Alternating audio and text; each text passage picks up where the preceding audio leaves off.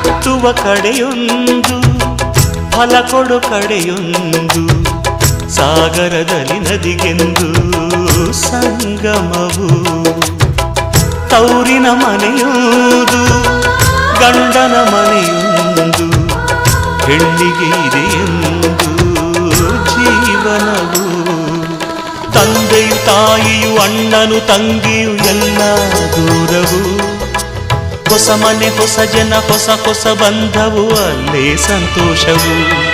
ಮನೆಯ ದೀಪವು ಬಾಳ ಸಂಗೀತವು